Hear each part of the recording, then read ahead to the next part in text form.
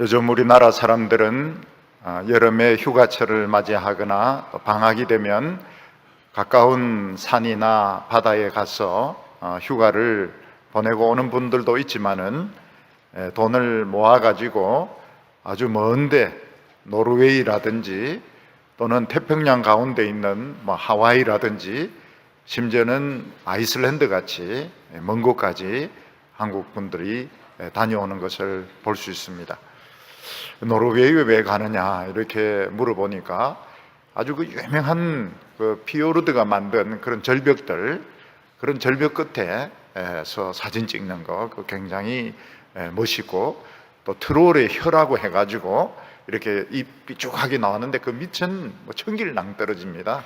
그 끝에 가서 사진을 찍기도 하고, 또 5시간씩 정신없이 이렇게 걸으면서 스트레스를 해소하기도 하고, 또 아이슬란드 같은 데 가면은 폭포가 굉장히 많습니다.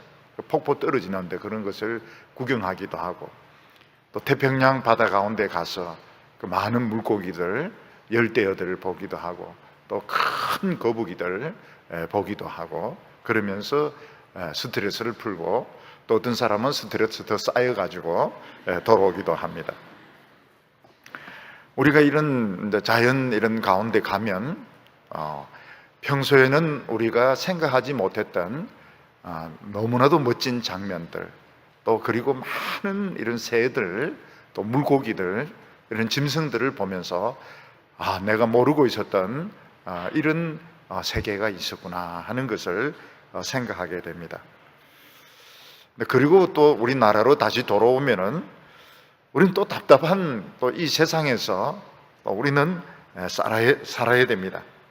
특히 지금 우리나라의 현실은 사면이 다 벽으로 갇힌 것처럼 진로가 잘 열리지 않고, 또 기초가 막 흔들리고 있기 때문에 막 무너질 것 같은 이런 불안함과 두려움을 우리가 또 느끼면서 살아가게 됩니다.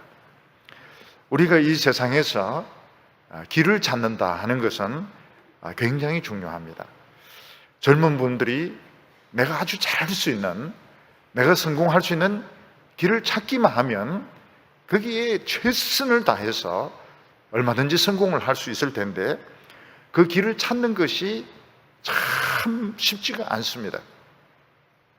또 우리나라가 살 수 있는, 더 잘 될 수 있는 길이 분명히 있습니다. 그런데 그 길을 찾는 것이 쉽지가 않은 것입니다. 분명히 우리에게는 길이 있습니다. 분명히 우리나라가 전쟁이 안 나고 우리나라가 더 발전할 수 있는 길이 있습니다. 그런데 그 길을 못 찾고 있는 것입니다. 왜 나는 이 성공하는 길을 찾는 것이 그렇게 힘든가? 왜 우리는 망하지 않는, 전쟁이 일어나지 않는 길을 찾는 것이 그렇게 어려운가? 그것은 우리가 이 세상 길이 아니기 때문에 그런 것입니다. 이스라엘 백성들이 모세를 따라서 애굽에서 나온 후에 그들은 길을 잃어버리고 홍해 바다에 막히게 됩니다. 이스라엘 백성들은 앞으로 나갈 수도 없고 뒤로 물러설 수도 없고 옆으로 빠져나갈 수도 없습니다. 뒤에서는 애국 군대가 찬스다 해가지고 막 병거를 준비해가지고 이스라엘 백성들 다 죽이려고 막 추격을 하고 있는데, 이스라엘 백성들은 앞으로 나갈 수 있는 길이 없었습니다. 물러날 수 있는 길도 없고 옆으로 빠져나갈 수 있는 길도 없었습니다. 이때 이스라엘 백성들은 굉장히 불안해하고 혼란스러워하고, 또 하나님에 대해서, 모세에 대해서 원망을 했습니다. 근데 모세에게는 확고한 것이 있었는데, 그게 무엇인가 하면 하나님에 대한 신뢰, 하나님의 말씀에 대한 신뢰가 있었습니다. 그래서 모세는 하나님이 말씀하신 대로 홍해를 향하여 지팡이를 뻗습니다. 지팡이를 뻗는다고 해서 무슨 일이 일어나겠습니까? 근데 모세가 하나님의 말씀에 순종해서 지팡이를 가지고 바다를 가르쳤을 때 놀랍게도 바다가 갈라지면서 길이 생기게 되었습니다. 오늘 우리들도 마찬가지입니다. 오늘 우리들도 그냥 인간적으로 생각하고 인간적으로 보면 절대로 길이 없습니다. 젊은이들도 나아갈 길이 보이지 않고 우리나라도 나아갈 길이 보이지가 않고 점점 모든 것이 어려워지는 것 같습니다. 근데 우리가 하나님과 하나님의 말씀에 대한 절대적인 신뢰가 있으면 길이 열리게 됩니다. 기적의 길이 열리게 되는데 이게 우리가 사는 길인 것입니다. 오늘 성경 말씀을 보면 하나님이 온 세상을 다스리고 계신 것을 먼저 자연을 통해서 보여주고 있습니다. 우리가 자연을 보면 계절이 오고 계절이 변하는 것을 참 공평하게 느낄 수 있습니다. 육지에서 봄이 오면 섬에서도 봄이 오고 골짜기에서도 봄이 오고 산꼭대기에서도 봄이 오게 되어 있습니다. 자연을 보면 아주 공평합니다. 비가 내리면 육지에서도 비가 내리고 숲에서도 비가 내리고 사막에서도 비가 내립니다. 이런 자연 현상들은 다 하나님이 이 세상을 다스리고 있는 증거라고 말씀하고 있습니다. 근데 한 번씩 자연은 발작을 일으킬 때가 있습니다. 어떤 때는 잔뜩 먹구름이 몰려와서 폭우가 쏟아질 때도 있고 그래서 홍수가 나기도 하고 또 어떤 때는 태풍이 막 밀려오기도 하고 어떤 때는 지진이 일어나기도 합니다. 인간들은 이런 자연의 이런 이변들을 통해서 하나님의 존재를 생각하게 되고 하나님을 두려워하게 됩니다. 그런데 우리가 이 인간들을 보면 하나님이 우리 인간을 너무너무 머리 좋게 만드셨기 때문에 인간들은 자신의 세상을 만들었습니다. 그래서 전기를 사용해 가지고 밤을 낮같이 환하게 밝혀놓고 그리고 아파트나 빌딩 높이 지어서 저 산꼭대기보다 더 높은 곳에서 살기도 하고 수도를 연결시켜서 물을 마구마구 쓰면서 그렇게 인간 세상을 만들어서 살아가고 있습니다. 오늘 이 성경 말씀은 그럼에도 불구하고 하나님은 자연을 다스리듯이 오늘 이 세상도 다스리고 계신다. 오늘 이 세상에서 하나님의 백성들은 과연 어떤 존재인가 하는 것을 우리에게 설명을 해주고 있습니다. 다시 말해서 오늘 이 시편 97편 말씀은 하나님이 자연 내에 꽃이 피게 하고 계절이 변하게 하게 하듯이 이 세상도 다스리시고 이 세상의 이런 권력과 지식과 이런 부자들 사이에서 하나님의 백성들은 어떤 사람들인가 하는 것을 설명해 주고 있는 그런 말씀인 것입니다. 오늘 여기 첫 번째로 보면 자연 속에서 발견한 하나님은 어떤 하나님이신가 하는 겁니다. 1절 말씀을 보면 여호와께서 다스리시니 땅은 즐거워하며 허다한 섬은 기뻐할지어다 이렇게 말씀하고 있습니다.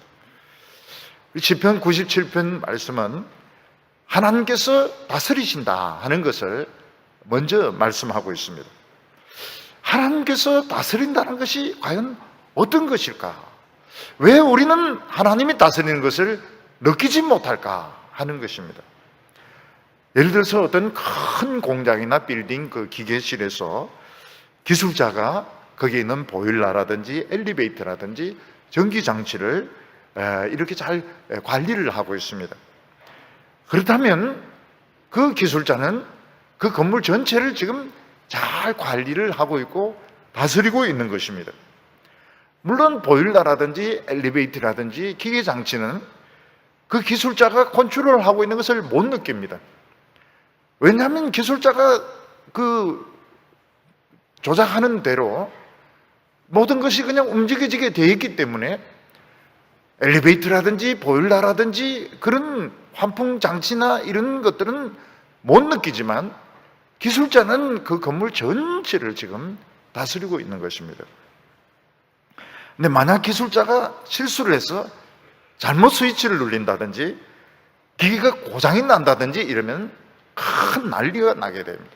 보일러가 터져버린다든지 수도가 터져버리거나 안 나온다든지 전기가 끊어지게 된다든지 이렇게 하면 모든 것이 막 난리가 일어나게 되는 것입니다. 우리가 이 세상을 보면 세상이 정상적으로 돌아가는 것이 무엇인가 하면 하나님께서 이 세상을 다스리고 계시는 것입니다. 그래서 땅들은 즐거워하고 섬들은 기뻐한다고 말씀하고 있습니다. 여기 땅과 섬은 많은 차이가 있습니다. 땅은 사람들이 왔다 갔다 하기도 하고 짐승들이 왔다 갔다 하기도 하고 장사꾼들도 왔다 갔다 하기 때문에 세상이 돌아가는 소식도 잘 듣고 또 여러 가지 이런 문명이 잘 발달된 곳입니다. 그렇지만 섬은, 특히 옛날 섬은 육지로부터 떨어져 있기 때문에 세상이 돌아가는 소식도 듣지 못하고 물건들도 보잘 것이 없고 사람들이 아주 가난하게 사는 곳이 섬이었습니다. 그래서 섬은 섬 나름대로 독특한 이런 기질이나 특징을 가지고 있는 경우가 많습니다. 그래서 이 땅이 문명 세계라고 한다면 섬은 어떻게 보면 좀 문명에서 떨어진 좀 야만적인 이런 사회라고 말할 수가 있습니다. 우리가 인간적인 눈으로 보면 육지 사람들은 잘 사는 것 같습니다. 배운 것도 많고 물질적으로도 풍부합니다. 섬은 가난하고 소외되어 있고 또 많은 문명의 혜택을 누리지 못하는 것 같습니다. 그렇지만 자연은 보면 섬이나 육지나 똑같습니다. 봄이 오면 육지에도 봄이 오고 섬에도 봄이 오고 꽃이 피면은 육지도 꽃이 피지만 섬도 꽃이 피고 육지에 매미가 울면 섬에도 매미가 우는데 육지도 그렇고 섬도 그렇고 계절이 변하는 것은 똑같이 변하는 것을 볼 수가 있습니다. 오히려 섬은 야생화라든지 또 독특한 새라든지 또 많은 물고기들이 있어가지고 육지보다 오히려 더 풍성한 이런 자연 세계를 이루는 것을 볼 수 있습니다. 그래서 어떤 사람은 그렇게 이야기합니다. 자연 세계는 참 공평하다 이렇게 말합니다. 비가 내리면 숲에도 비가 내리지만 섬에도 비가 내리고 바다에서도 비가 내리고 옛날에 섬에 가니까 그런 이야기를 합니다. 비가 많이 안 와가지고 이 바다 농사가 잘 안 된다는 것입니다. 바다에 물이 이렇게 많은데 왜 바다에 비가 와야 되느냐 이랬더니 바다에 비가 오지 않으면 바닷물이 너무 작아지고 물고기가 안 온다는 것입니다. 그래서 고기가 안 잡힌대요. 근데 비가 많이 와가지고 염도가 좀 떨어지면 물고기들이 많이 몰려오기 때문에 고기를 많이 잡을 수 있다 이러면서 육지에도 비가 와야 되지만 바다에도 비가 와야 된다는 그런 설명을 그 어부들이 저에게 한 적이 있습니다. 그래서 우리가 인간 세계를 보면 대도시와 시골과 또 초원 구석이 너무너무 생활 수준의 차이가 많이 나지만 자연은 하나님이 다스리시기 때문에 육지에도 비가 오고 섬에도 비가 오고 또 육지에도 꽃이 피고 섬에도 꽃이 피는 것을 볼 수가 있습니다. 그러면 이스라엘 백성들이 사는 그 이스라엘 땅은 육지일까요? 섬일까요? 물론 이스라엘 땅은 육지 가운데 있습니다. 오히려 바다 가려면 한참 가야 됩니다. 그렇지만 신앙적으로는 섬처럼 고립이 되어 있었습니다. 이스라엘 백성들 주위에 있는 나라들은 아무도 여호와를 믿지 않습니다. 오직 이스라엘 백성들만 여호와를 믿었기 때문에 이스라엘 백성들은 신앙적으로 보면 섬에 갇혀 있는 것과 같았습니다. 그래서 이스라엘 백성들은 거기서 벗어나려고 애를 굉장히 많이 썼습니다. 선지자는 어떻게 하든지 고립되어라, 갇혔으라도 하나님을 믿으라, 그거를 주장을 했는데 이스라엘 백성은 우리 이렇게 하면 망한다. 그래서 어떻게 하든지 우상을 받아들이고 그 섬에서 탈출하려고 노력을 했던 것입니다. 그런 점에서 우리 크리스찬들도 지금 섬에 산다고 말할 수 있습니다.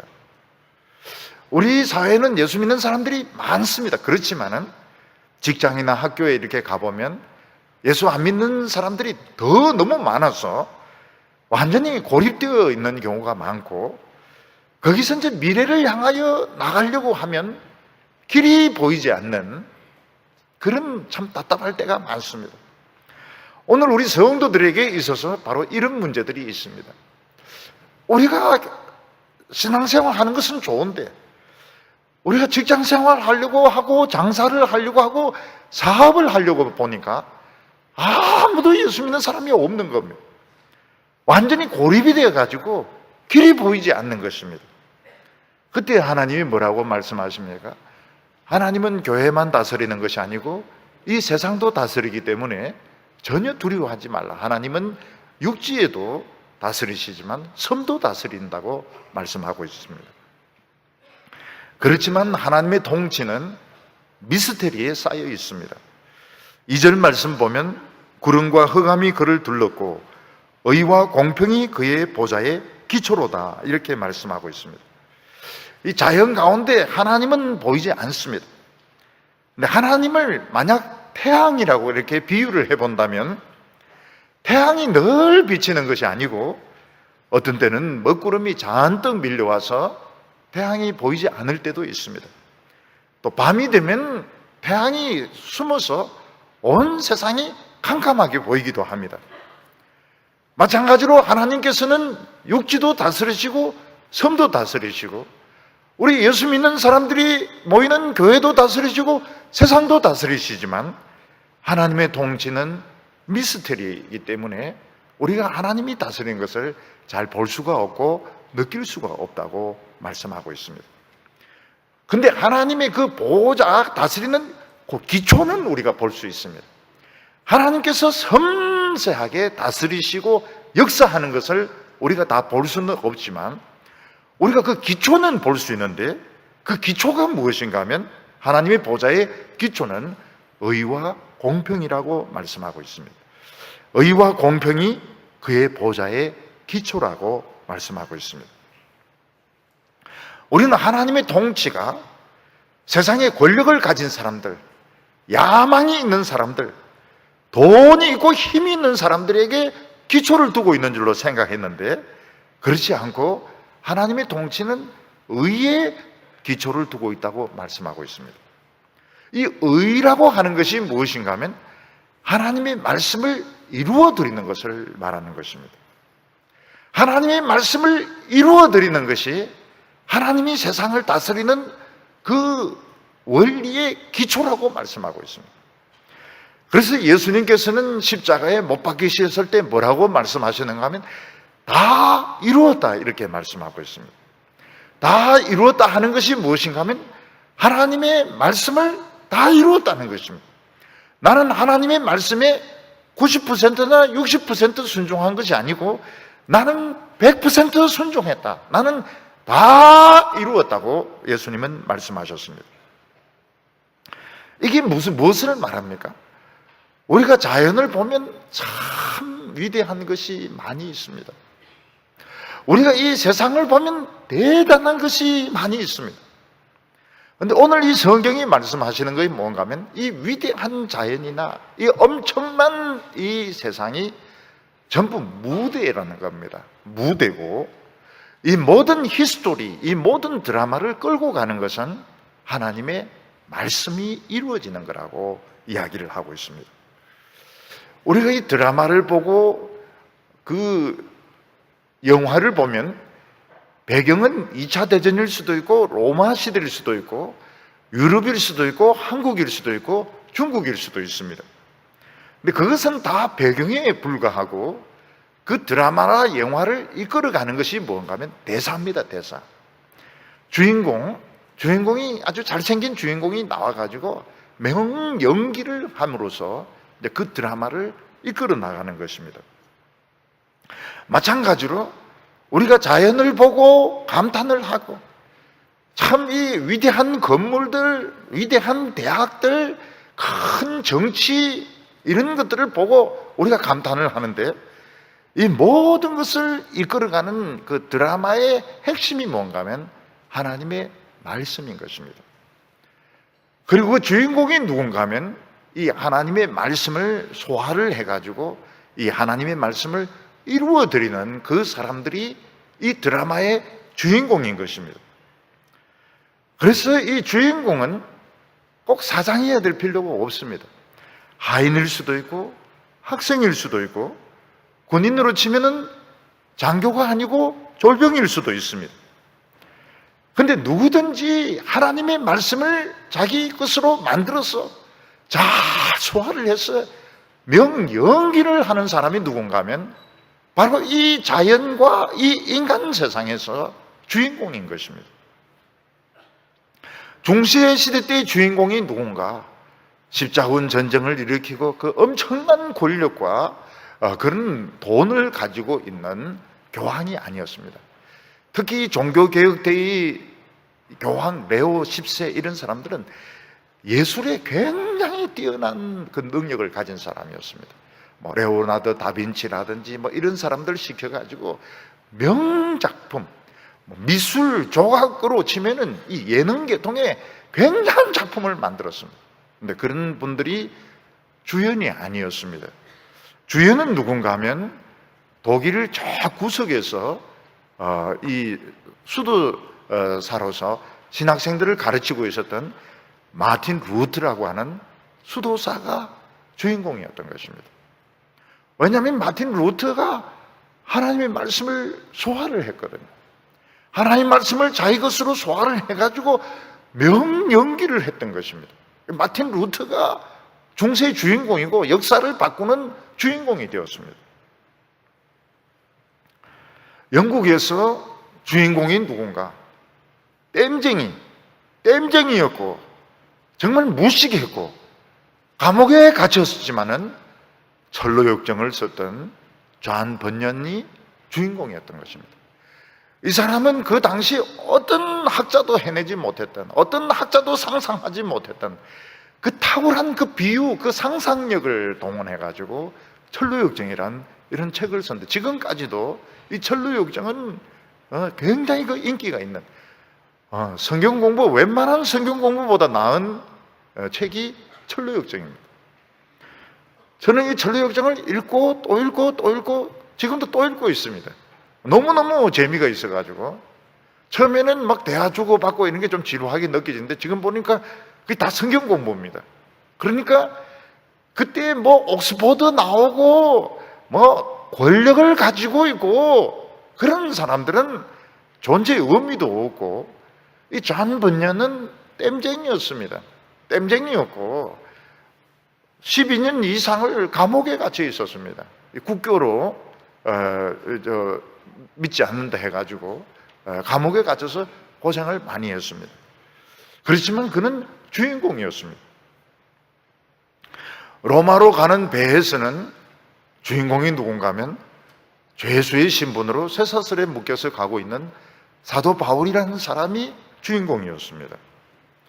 그는 그 유라굴로라는 그 폭풍이 덮쳤을 때 명연기를 해냅니다. 하나님의 말씀을 소화를 해가지고 명연기를 해내서 그 배에 탄 사람들을 전부 다 살려내었던 것입니다.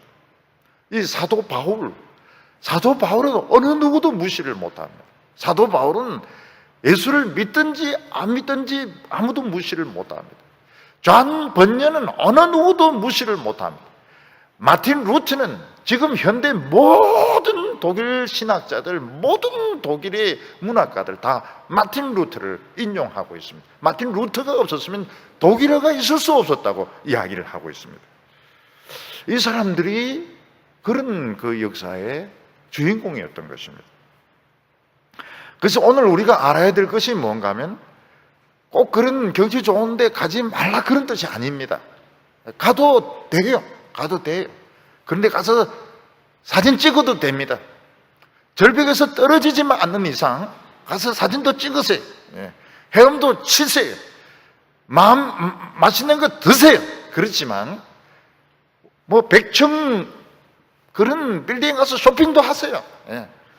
뭐 빚만 지지 않는다면 그냥 가방도 사세요. 그렇지만 무엇을 기억해야 되는가 하면 이건 다 무대 장치에 불과하고 주인공이 누구냐? 주인공은 그 하나님의 말씀을 가진 사람, 소화한 사람이 주인공인 것입니다. 교수가 아니고 학생일 수 있습니다. 장교가 아니고 졸병일 수 있습니다. 사장이 아니고 경비일 수 있습니다. 그렇지만 하나님의 말씀을 가진 사람이 역사의 주인공이고 지금 드라마는 계속되고 있는 것입니다. 여러분, 주인공을 이렇게 보면 참 쉬운 것 같지만은 쉽지가 않습니다. 뭐가 쉽지가 않은가 하면 주인공은 일단 대사가 많습니다. 그걸 다 외워야 돼요. 예쁘게 생겼다 해서 주인공이 되는 겁니다. 기억력 나쁘면 주인공 못합니다. 대사를 다 외워야 되고 거기에 감정이 들어가야 되고 표정이 있어요. 표정 연기는 이게 기본입니다. 표정 연기. 시선을 딱 고정을 시켜서 본다든지 웃는다든지 이 표정은 기본이고 온 열정과 몸을 다 던져서 그 시청자들, 관중들에게 감동을 주어야 그 영화와 드라마가 성공할 수 있는 것입니다. 그래서 우리는 하나님의 말씀을 다 외워야 됩니다. 다 외워야 돼요. 성경 다 외울 수 있습니까? 못 외웁니다. 못 외우지만은 그래도 웬만한 것은 머릿속에 다 넣어 있어야 되고 이게 표정으로 나와야 됩니다. 표정으로. 하나님이 세상을 사랑하사 기계음으로 하나님이 세상을 사랑하사 죽을 놈 죽고 살 놈은 살고 이렇게 해가지고 이건 주인공이 될 수가 없어요. 하나님이 세상을 참 가슴에 막 진짜 하면서 사랑하사 이렇게 해도 좀 웃기는데 이 표정하고 이게 완전히 살아나가지고 이 사람들에게 감동을 주는 그 사람이 주인공인 겁니다. 그 사람이 그 시대의 주인공입니다. 우리 연기의 배경은 유명한 대학 캠퍼스일 수도 있어요. 캠퍼스에서 사랑하는 남녀 드라마일 수도 있고 또는 무슨 공장일 수도 있고 전쟁터일 수도 있고 병원일 수도 있습니다. 그 병원에서 그 사람이 환자냐 의사냐 간호사냐 그건 중요하지 않습니다. 연기를 펼치는 그 사람이 그 주인공인 것입니다. 왜 난 간호사냐? 왜 난 또 조교냐? 왜 나는 전쟁터에서 쫄병이냐? 그 쫄병이 주인공인 겁니다. 병사가 주인공인 겁니다. 많은 전쟁 영화 보면 쫄병들이 주인공일 경우가 굉장히 많습니다. 그래서 하나님의 통치의 포커스는 어디에 맞춰져 있는가 하면 성경을 무조건 소화를 해가지고 자기 것으로 만들어서 이 표정 연기는 물론이고 자신의 그 삶에서 막 말씀이 연기로 나타나는 요게 하나님의 통치의 핵심이고 나머지는 다 무대의 배경이라고 말하고 있습니다. 그러니까 내가 꼭 잘 살아야 되고 돈이 많아야 되고 꼭 결혼을 해야 되고 박사해야 되고 그럴 필요가 없는 겁니다. 중요한 것은 연기력이 필요한 것이지 연기력이 중요한 것이지 꼭 내가 잘 살아야 될 필요가 없어요. 그리고 또 하나의 기초가 뭔가 하면 공평이라고 있습니다. 공평이라고 하는 것은 정말 그 사람의 학벌이나 지위나 세상의 성공을 따지지 않는 것이 공평한 것입니다. 남자가 주인공일 수도 있고 여자가 주인공일 수도 있고 어린아이가 주인공일 수 있습니다. 어린아이들이 주인공이 된 그 영화 보면 얼마나 아이들이 깜찍하게 연기를 잘하는지 몰라요. 또 노인일 수도 있습니다. 노인 꽃보다 할배 이러면은 노인이 주인공이 되는 것입니다. 목회자가 주인공일 수도 있지만 평신도가 주인공일 수도 있습니다. 그러니까 하나님은 공평하신 분이에요. 누구에게나 기회는 열려져 있습니다. 하나님을 최고로 사랑할 수 있다면 다른 어느 누구보다도 하나님을 최고로 사랑할 수 있다면 이 연기가 나옵니다. 그런데 하나님을 사랑하는 것이 참 쉽지가 않아요. 그래서 주인공이 못 되고 엑스트라도 못 되고 그냥 이름도 없이 빛도 없이 다 사라지게 되는데, 그 이유가 무엇인가 하면 하나님을 이 사랑하는 것, 뜨겁게 사랑하는 것이 굉장히 어렵거든요. 굉장히 어려워요. 목회자들은 하나님을 다 사랑하냐? 아닙니다. 오히려 평신도들보다 더 사랑하지 않을 수 있습니다. 어떤 그 자기 신이 그 임무에 따라서 목회 일을 하는 것이지 하나님을 사랑하지 않을 수 있습니다. 오히려 훨씬 더 사랑하지 않는 경우가 많을 겁니다. 세상의 드라마의 주인공은 잘생겨야 됩니다. 잘생긴 사람이 연기도 잘하고 시청률도 높고 이런데, 하나님 앞에는 잘생긴 거 필요 없어요. 하나님은 공평하시기 때문에 잘생길 필요가 없습니다. 누구든지 하나님을 제일 사랑하면 주인공이 되는 것입니다. 근데 세상 사람들은 그걸 인정하지 않는다고 말했습니다. 3절에 보면 불이 그 앞에서 나와 사방의 대적들을 불사르시는 도다. 우리에게 쇼킹한 것이 뭔가 하면, 하나님께서는 자연을 다스리시고 이 세상을 다스리시는데 거기에 대적하고 반대하는 사람들이 굉장히 많다는 것입니다. 온 사방에 하나님의 이 드라마, 하나님의 통치를 인정하지 않는 사람이 온 사방에 깔려 있다는 것입니다. 물론 그 사람들은 나중에 불로 다 태울 겁니다. 불로 영원히 다 태울 겁니다. 근데 어떻게 하나님이 자연을 다스리시고 하나님이 이 세상도 다스리시는데 어떻게 그래 인간들은 하나님을 대적하고 하나님의 드라마를 인정하지 않느냐 하는 것입니다. 그것은 하나님이 우리 인간들을 너무너무 잘 만들어가지고 굉장히 똑똑한 겁니다. 사실은 그 똑똑한 것이 멍청한 것입니다. 똑똑하기 때문에 멍청한 것입니다. 그래서 인간들은 자신의 그 성공, 자신의 돈, 자신의 그 학벌을 하나님 앞에까지 가지고 와서 자랑하려고 그러고 인정하려고 하는데, 하나님 그 인정을 안 해주십니다. 하나님은 공평하신 하나님이십니다. 하나님은 남자든 여자든 어린 아이든 노인이든 하나님 말씀을 사랑하는 사람이 주인공인 것입니다. 그 사람을 주역으로 뽑아요. 근데 세상 사람들은 난 대통령이니까 주인공 해야 되겠다, 나는 교수니까 나는 주인공 해야 되겠다, 나는 장군이니까 주인공 해야겠다. 하나님이 인정을 안 해주니까 하나님을 대적을 하는 것입니다. 모든 피조물의 특징이 무엇인가 하면 하나님을 사랑하지 않으면 악해지게 되어 있습니다. 사탄이 처음에는 아주 아름답고 존귀한 천사장이었습니다. 하나님을 사랑하지 않고 멀어짐으로써 가장 추악하고 더럽고 냄새나고 교활한 그런 아주 악한 그런 영물이 되고 말았습니다. 우리 인간들도 하나님의 형상을 닮아가지고 참 아름다웠습니다. 하나님을 사랑할 때는 참 아름다웠습니다. 근데 하나님을 사랑하지 않고 죄를 사랑하게 되었을 때 우리 인간들은 굉장히 마음이 강팍해지고 이기적으로 변하고 말았던 것입니다. 결국은 하나님을 사랑하지 않는 모든 이 사탄의 세력들, 인간들, 짐승들까지 다 멸망을 당합니다. 그렇지만은 하나님을 가까이 하고 하나님을 사랑하는 사람들은 어떻습니까? 그 사람들은 절대로 망하지 않습니다.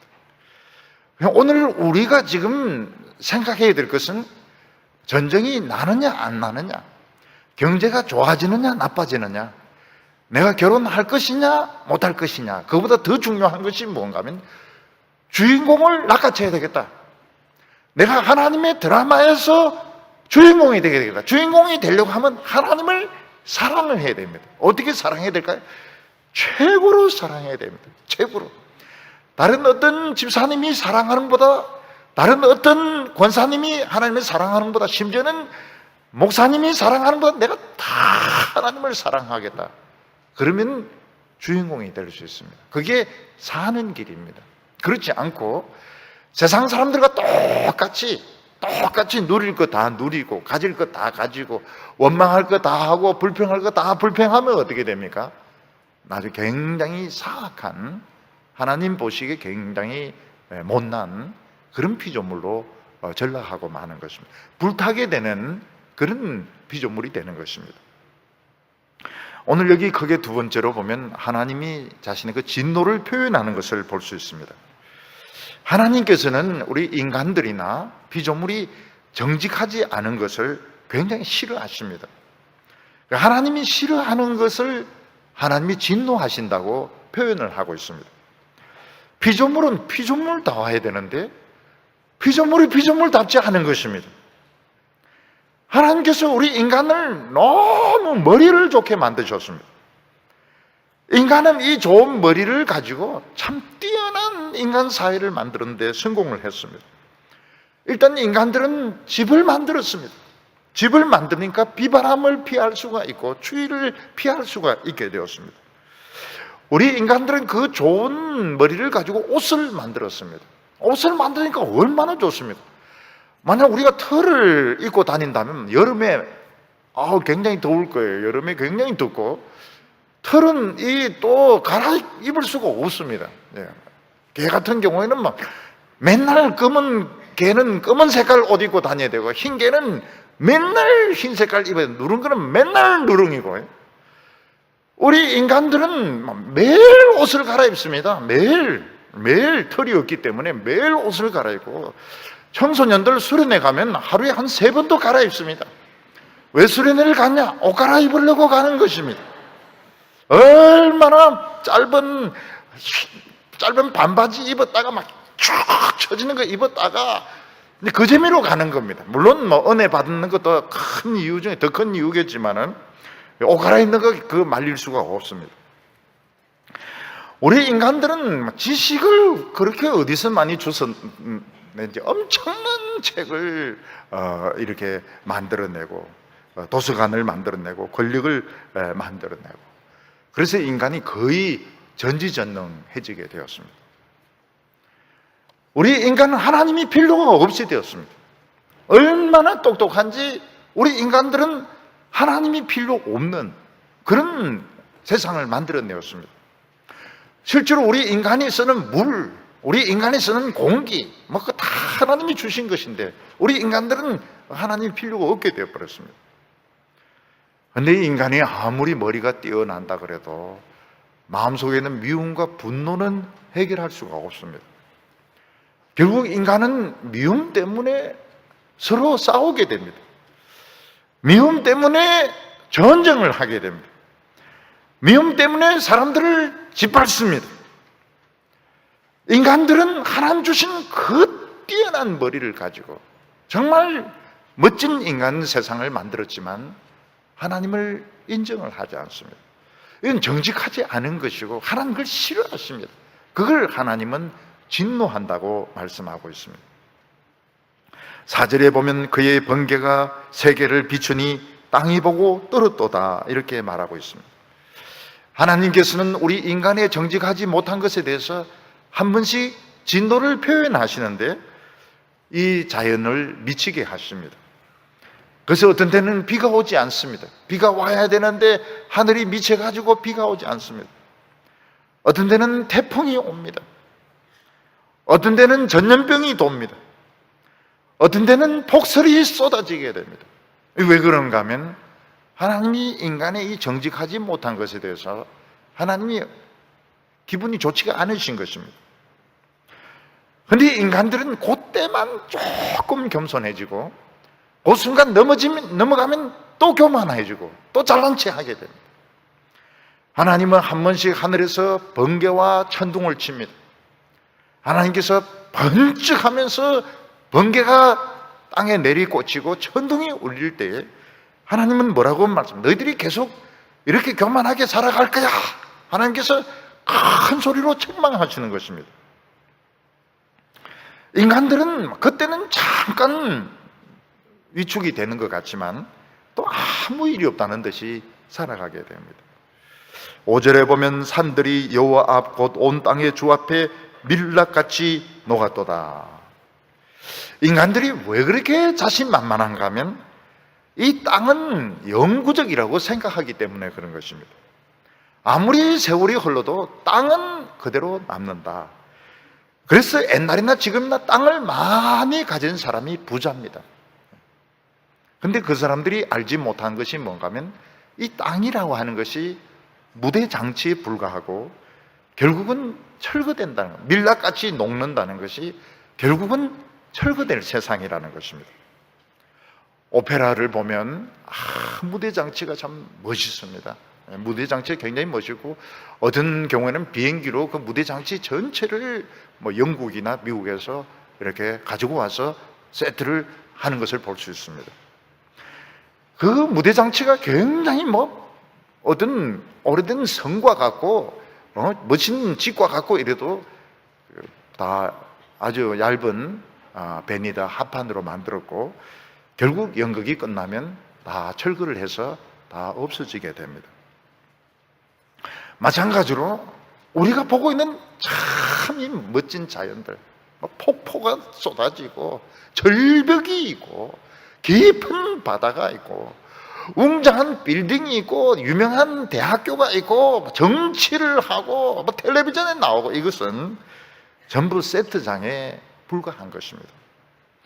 그래서 하나님께서는 이 세트장은 철거한다 하는 그런 뜻으로 지진이 일어나기도 하고 화산이 폭발하기도 하고 쓰나미가 오기도 하고 그런 것을 통해서 하나님께서 보여주는 것이 뭔가 하면 이 무대 장치에 너무 신경 쓰지 말라는 것입니다.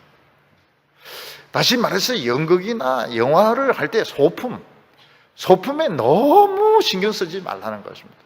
무슨 박사학위라든지 아니면 귀족이라든지 부자라든지 소품에 너무 신경 쓰지 말라는 것입니다. 물론 그것도 필요하지만 결정적으로 중요한 것은 주인공의 연기력입니다. 주인공의 연기력. 그가 하인일 수도 있고 졸병일 수도 있고 그가 학생일 수도 있고 가난한 노숙자일 수도 있지만 그 카리스마에 있는 그 연기력을 가지고 하나님의 말씀을 소화해가지고 그걸 나타낼 때 그때 그 사람이 주인공이 되는 것이지 소품은 어디까지나 소품에 불과하다는 겁니다. 무대 장치는 어디까지나 무대 장치에 불과하다는 것입니다. 6절에 하늘이 그의 의를 선포하니 모든 백성이 그의 영광을 보았도다. 하늘이 하나님의 의를 선포한다는 것은 하나님께서는 언젠가 이 세상의 권력자들, 세상에 지식이 있는 사람들을 하나님께서 물리치는 것을 말하는 겁니다. 권력을 가진 사람 보면 신인 것처럼 막 사람을 죽이기도 하고 전쟁을 일으키기도 하고 큰 기념물을 만들어 가지고 숭배를 받기도 합니다. 그런데 하나님께서는 이런 자들을 심판하십니다. 아무리 권력자라 하더라도 병에 걸리는 것은 어쩔 수가 없어요. 권력자들이 병이 생깁니다. 몸에 좋다는 약은 다 주지만 그게 더 병을 더 가중을 시킵니다. 중국의 진시 황제 같은 경우에는 딱 50살에 죽습니다. 중국 전체를 통일하지만 딱 50세에 죽습니다. 좋다는 약은 다 주지만 그 약 때문에 더 죽습니다. 그 약을 덜 먹어야 되는데 딱 50세에 그 사람은 죽습니다. 그리고 나라는 뺏기게 됩니다. 이 마오쩌둥, 중국의 모택동 그 진시 황제 같은 숭배를 받습니다. 한 번은 자금성 앞에 갔더니 그 모택동 궁이 그 무덤이 있지 않습니까? 정말 중국 사람들이 구름대같이 많아요. 나는 사람이 구름대같이 많다는 것이 그때 처음 봤습니다.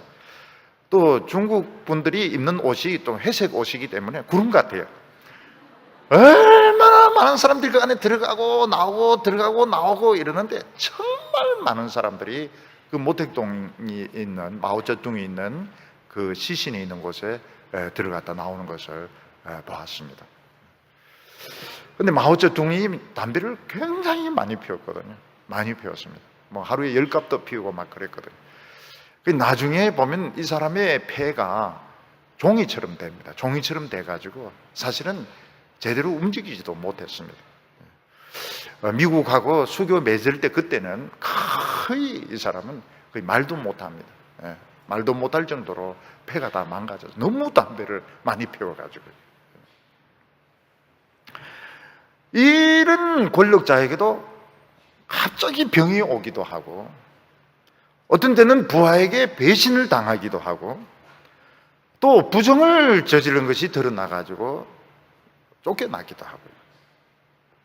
우리나라도 지금도 재판이 지금 진행이 되고 있습니다. 지금 진행이 되고 있는데 안타까운 부분도 참 많아요. 안타까운 도 많습니다. 전직 대통령을 꼭 저런 식으로 감옥에 가두고 저런 식으로 해야 되는가? 삼성 아들을 저런 식으로 감옥에 가둬야 되나? 그런 생각도 가진 사람들도 많아요. 그렇지만은 어쩔 수가 없습니다. 하나님께서 실격 처리를 해버리니까 어쩔 수가 없는 거예요. 그러니까 결국은 이 주인공이 아닌 사람들은, 주인공이 아니면서 권력을 가지고 지식을 가지고 돈을 가진 사람들은 언젠가는 망할 수밖에 없습니다. 교만 때문에 망할 수밖에 없어요. 그래서 이 세상에서 제일 불행한 사람이 누군가 하면 예수 안 믿고 성공한 사람이 참 불행합니다. 왜냐하면 그 자리가 굉장히 미끄러운 자리거든요. 굉장히 위험한 자리에 있거든요. 그걸 모르고 사람들은 그렇게 높아지려고 하고 그렇게 성공하려고 하는데 결국은 망합니다. 7절에 보면 조각한 신상을 섬기며 허무한 것으로 자랑하는 자는 다 수치를 당할 것이라. 너희 신들아 여호와께 경배할지어다. 조각한 신상이라고 하는 것은 뭐면 나무나 돌이나 쇠를 말합니다. 인간은 자신의 그 상상력을 동원해서 그런 신상들을 만들었습니다. 그런데 허무한 것으로 자랑한다. 이 허무한 것이 무엇입니까? 결국 이 허무한 것이 지식이고 권력이고 돈인 것입니다. 그러니까 신상하고 허무한 것은 똑같은 것입니다. 사람들이 돌로 신상을 만들고 쇠로 신상을 만들어서 숭배하는 것이나 돈을 자랑하고 권력을 믿고 지식을 믿는 거나 똑같은 거예요. 다 우상숭배를 하고 있는 것입니다. 결국은 수치를 당하게 됩니다. 왜냐하면 이건 정직하지 않기 때문에 그렇습니다. 여러분, 기독교도 얼마든지 이런 우상이 있을 수 있습니다. 예배당 건물을 너무너무 중요하게 생각한다든지, 어떤 목회에 이런 교인들을 많이 모아서 대교회가 되는 것을 너무너무 큰 성공으로 생각합니다. 이거 전부 다 우상입니다. 우상이고 결국은 망할 수밖에 없습니다. 하나님을 사랑하는 것, 어느 누구보다 하나님을 사랑하는 것, 하나님을 사랑하는 것만이 살아남는 길이지 나머지 것들은 다 수치를 당한다고 말씀하고 있습니다. 여기 보면 너희 신들아, 이 너희 신이 누구를 말하는가 하면 성공한 인간들을 말합니다. 요즘은 신이 많습니다. 그래서 공부를 잘하면 공부의 신이라고 말합니다. 야구를 잘하면 야신이라고 말합니다. 경영을 잘하면 경영의 신이라고 말합니다. 허리가 가는 여자는 뭐라고 하면 여신이라고 말합니다. 신들이 너무 많아요. 이 신들이 하나님을 경배해야 됩니다. 하나님을 경배해야 돼요. 공부는 그냥 하고 하나님을 섬겨야 돼요. 경영은 경영대로 하지만 하나님에게 무릎을 꿇어야 돼요. 최고의 경영이 무엇입니까? 최고의 경영이 하나님께 무릎 꿇는 것이 최고의 경영인 것입니다. 최고의 공부가 무슨 공부입니까? 하나님께 무릎 꿇을 수 있는 공부가 최고의 공부인 겁니다. 허리 가는 여인이 뭘 해야 됩니까? 모델로 나갈 것이 아니고 하나님 앞에 무릎 꿇고, 허리도 가는데 무릎도 꿇으면 얼마나 보기가 좋아요. 최고의 목회가 무엇입니까? 하나님 앞에 무릎 꿇는 것이 최고의 목회인 것입니다. 너희 신들아, 너희들이 지금 최고라고 지금 큰 소리 치고 있는데 그거 다 망하는 것이라. 하나님 좋아하지. 그 정직한 게 아닙니다. 하나님에게 무릎 꿇으라고 하나님은 우리에게 우리 인생을 주셨고 재주를 주셨고 아름다움을 주셨고 머리를 주셨는데 왜 하나님을 경배하지 않느냐고 말씀하고 있습니다. 오늘 여기 세 번째로 하나님의 백성들의 반응이 나옵니다. 하나님의 백성들은 하나님의 심판의 소식을 듣고 기뻐한다고 말하고 있습니다. 8절에 보면 여호와여 시온이 주의 심판을 듣고 기뻐하며 유다의 딸들이 즐거워하였나이다. 이 시온은 성전이 있는 그 바위 언덕을 말합니다. 그들이 들었던 그 하나님의 심판의 소식이 어떤 소식이었을까요? 여러 소식들이 있을 수 있지만 제일 여기서 유력한 것은 바로 예루살렘이 포위당했던 아수르 군대에서 포위당했던 히스기야의 때라고 보는 것이 제일 맞는 것 같아요.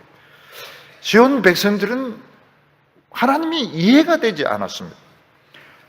왜 하나님께서는 아수르 군대가 와서 예루살렘을 포위하는 것을 그냥 내버려 두시는가? 그들은 굶고 두려워하고 절망하고 있는데 왜 하나님은 가만히 계시는가? 그 아수르 왕 사네립의 신하 랍사게가 와서 그렇게 욕을 퍼붓는데 왜 하나님은 내버려 두시는가? 이해가 되지 않았습니다. 그리고 이스라엘 백성들, 유다 백성들은 하나님이 혹시 안 계신 거 아닐까? 하나님이 안 계시는데 우리만 지금 하나님이 계신 것처럼 지금 믿고 시간을 놓치고 있는 것은 아닐까? 그런 생각도 많이 했습니다. 네, 하나님은 정확하신 분이었습니다. 하나님은 정확한 시간에 천사 한 명 내려와서 하루밤 사이에 아수르 군대 18만 5천 명을 다 죽게 만들었습니다. 이 소식을 들은 시온의 백성들은 기뻐합니다. 왜 기뻐합니까? 우리는 살았기 때문에. 왜 기뻐합니까? 하나님이 계시기 때문에. 하나님이 계신 것이 틀림없기 때문에 그들은 기뻐하는 것입니다. 하나님은 어떤 하나님이십니까? 굉장히 스릴을 좋아하는 하나님이십니다. 사람들 중에서도 보면 참 스릴을 좋아하는 사람들이 있어요.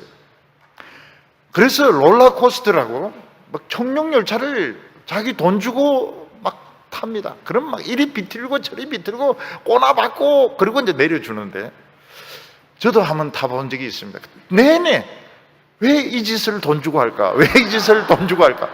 내내 싫다. 정말 싫다. 그러면서 이제 내린 겁니다. 근데 제 아내는 그때 우리 집 아기였는데 그 다른 사람들 맡겨놓고 한 번 더 타려고 그래요. 애기 좀 맡아줄래요? 이러면서 한 번 더 타겠다는 겁니다. 너무너무 재미있어가지고.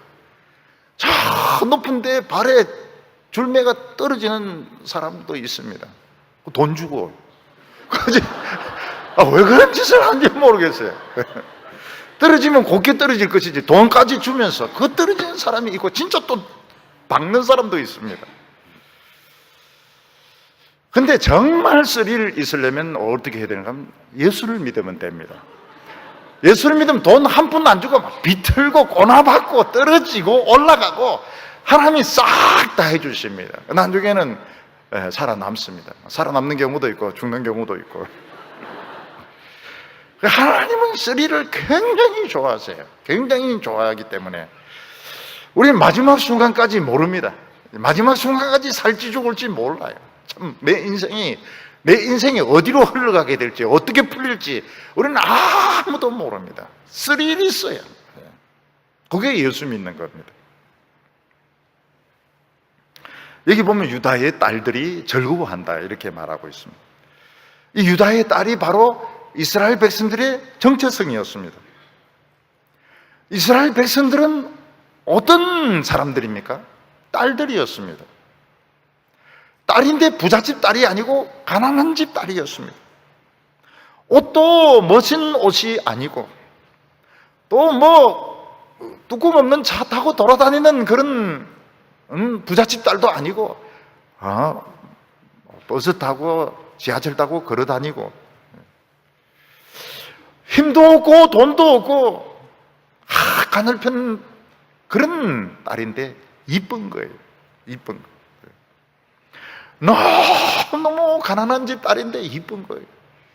그러니까 남자들이 침을 질질 흘리면서 따라다닙니다. 너무너무 성품도 좋고 이쁘고 가난하지만. 근데 이스라엘 백성들인데 그게 싫어진 겁니다. 왜 우리는 늘 가난해야 돼? 왜 우리는 세상 걸 못 가져야 돼? 그래서 이스라엘 백성들은 이제 처녀 딸 안 하기로 했습니다. 유다의 딸 이거 안 하기로 했어요. 사표 내버렸습니다. 그리고 이제 근육을 막 만들어가지고 몸에 문신도 하고, 그래서 자기들 조폭처럼 만들었습니다. 굉장히 강한 사람이 되었습니다. 아주 강한 여자, 성질 사나운 여자, 장닭 같은 공격적인 이런 여자로 변했던 겁니다. 그랬더니 아무도 상대 안 해줍니다. 결국은 붙들려 가가지고 실컷 유치장에서, 바벨론 유치장에서 70년 동안 노예 생활만 했던 것입니다. 그 유다 백성들이 깨달았던 것이 무엇인가 하면, 하나님의 백성들은 딸이구나, 딸. 돈도 없고 힘도 없지만 아주 예쁘고 사랑받는 그런 딸이구나. 근데 이 정체성을 되찾았을 때 그들이 기뻐하게 되었던 겁니다.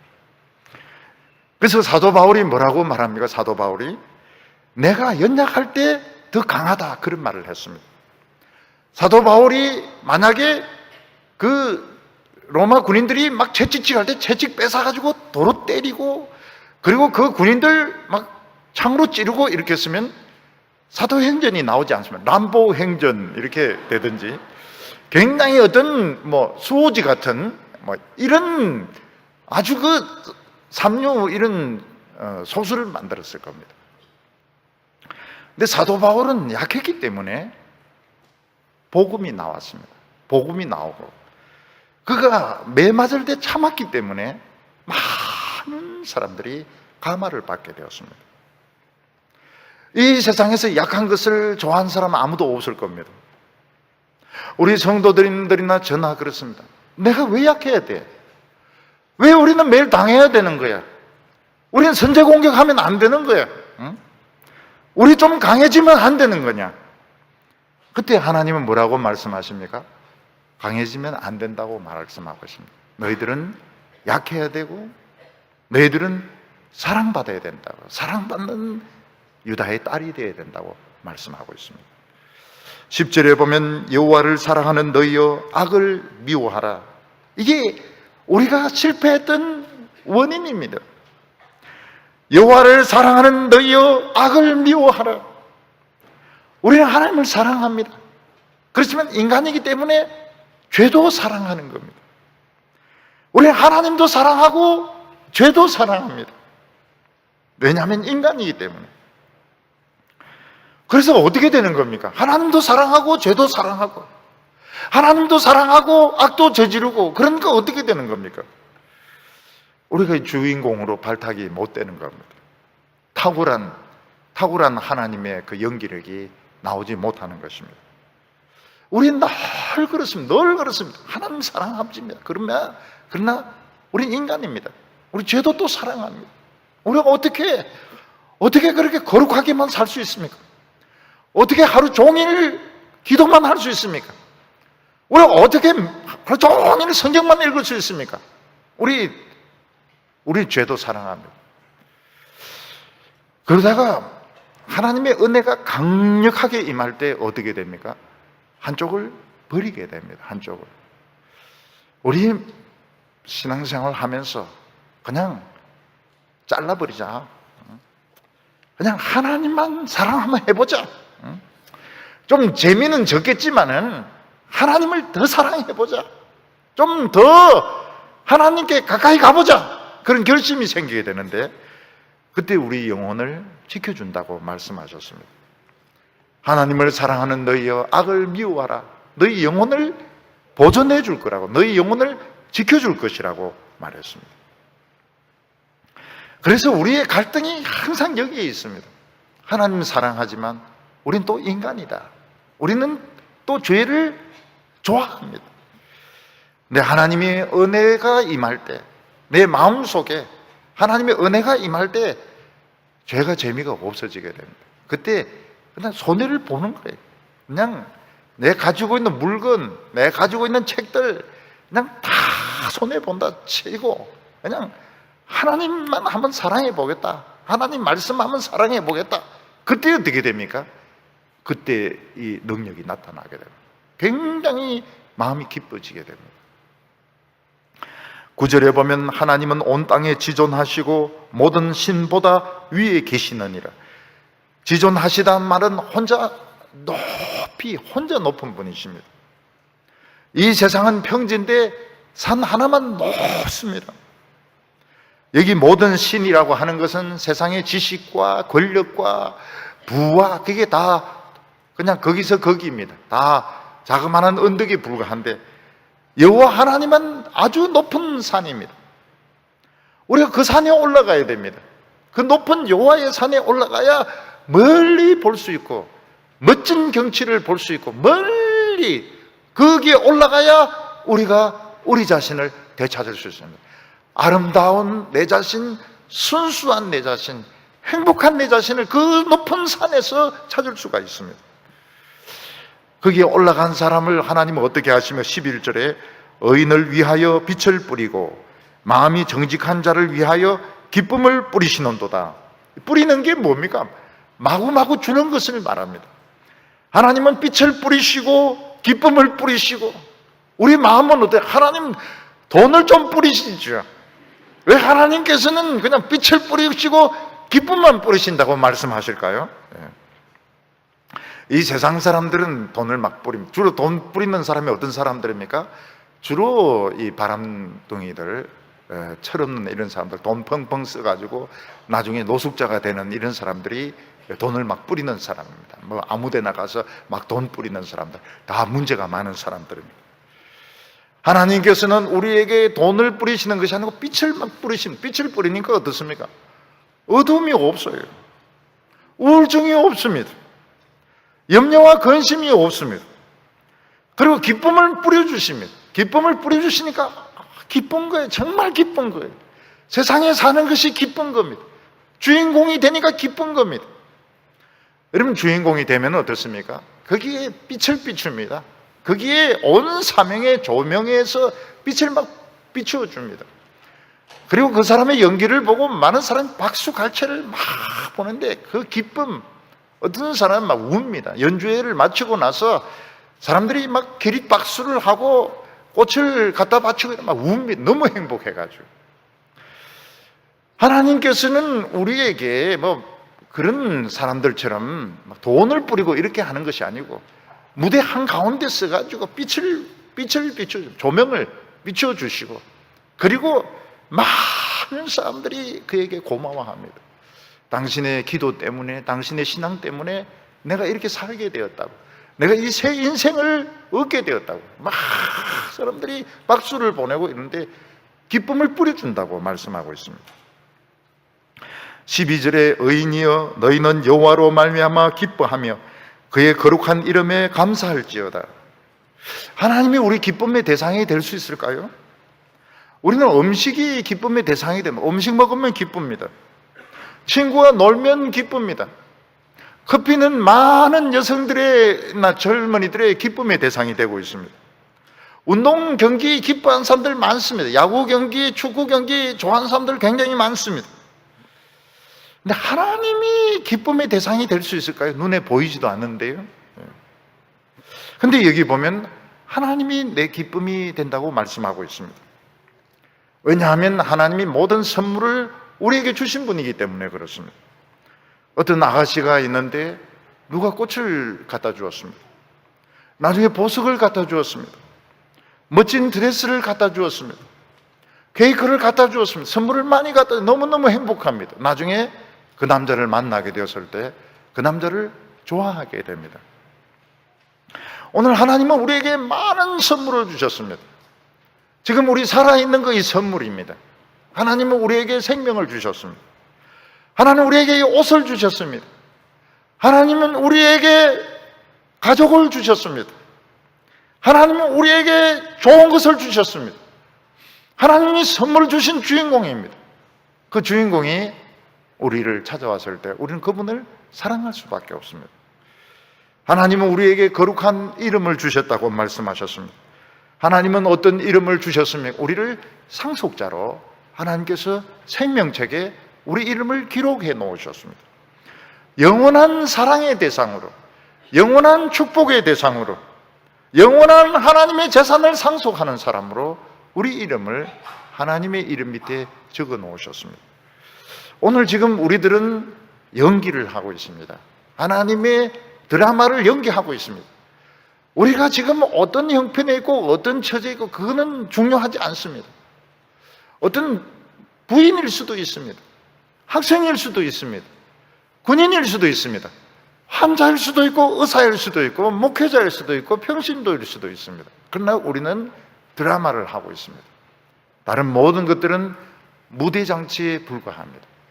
하나님을 가장 사랑할 수 있다면 그 사람은 주인공이 될 것입니다. 우리 성도님들, 우리나라가 어떻게 되든지 너무 염려하지 마시기를 바랍니다. 하나님의 의를 이루어드리면 하나님 우리를 생명의 길로 인도하실 줄로 믿습니다. 기도드리겠습니다. 거룩하신 하나님 아버지, 우리를 사랑하셔서 우리를 생명의 길로 인도하여 주심을 감사합니다. 오늘 우리는 먹는 것과 입는 것과 사는 것을 가지고 염려하고 있습니다. 정쟁을 걱정하고 있으며 북한의 이런 핵무기를, 미사일을 걱정하고 있습니다. 오늘 하나님께서는 온 세상을 다스리고 있습니다. 오늘 저희들에게 하나님을 사랑할 수 있는 마음을 주시옵소서. 악을 미워할 수 있는 믿음을 허락하여 주시옵소서. 죄는 모든 모양이라도 버릴 수 있는 결단을 허락하여 주옵소서. 우리에게 빛을 비추어 주시옵소서. 우리에게 기쁨을 뿌려 주시옵소서. 우리가 새로운 목표를 가지고 담대하게 살아가게 하여 주시옵소서. 예수님의 이름으로 기도하옵나이다.